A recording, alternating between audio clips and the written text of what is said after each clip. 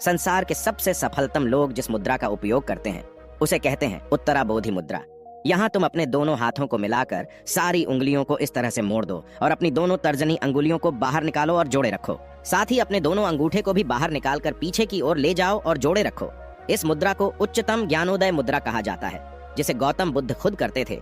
इसे उपयोग करने का सबसे बड़ा कारण है, ये तुम्हारे भीतर की और बाहर की जागरूकता को बढ़ाता है।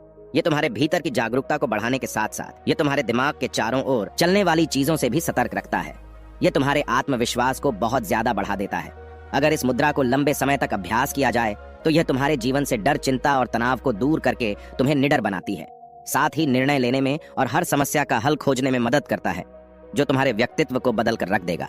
यही कारण है इस संसार के सबसे सफलतम व्यक्ति बातचीत के दौरान इस मुद्रा को प्रदर्शित करते हुए देखे जा सकते हैं, जो उनके आत्मविश्वास को बढ़ाता है। और आप देख सकते हो वह जो बोलते हैं पूरे आत्मविश्वास से बोलते हैं।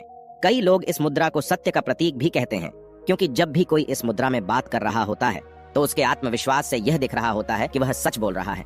गुरु आगे बोले, तुमने सफलतम लोगों को और एक मुद्रा को करते हुए देखा होगा जिसे कहते हैं हाकिनी मुद्रा। इस मुद्रा को करने के लिए अपने हाथों को अपने सीने के सामने रखो, ऐसे जहां तुम्हारे दोनों हाथ एक दूसरे से चिपके हुए होने चाहिए, जैसे नमस्ते करते हुए करते हैं वैसे।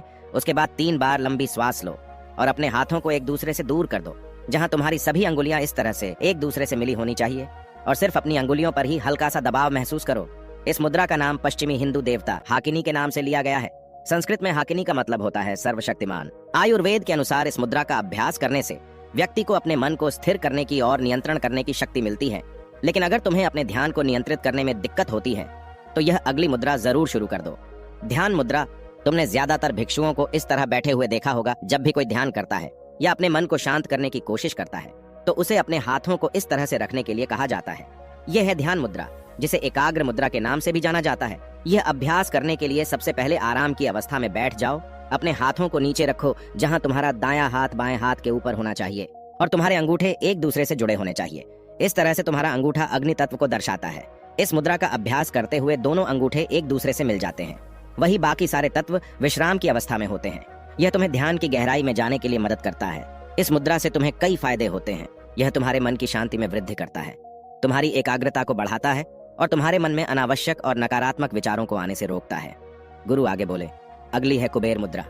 इस मुद्रा को धन के देवता कुबेर को समर्पित किया गया है।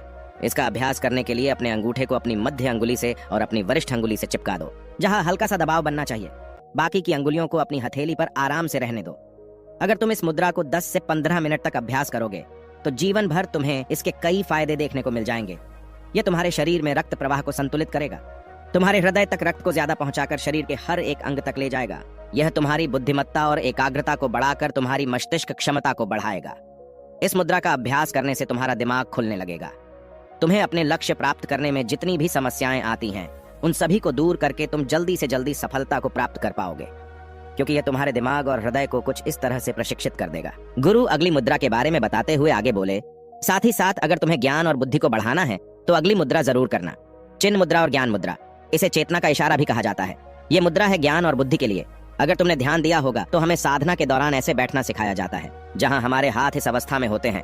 इसे अभ्यास करने के लिए अपनी सारी उंगलियों को एकदम सीधा रखो।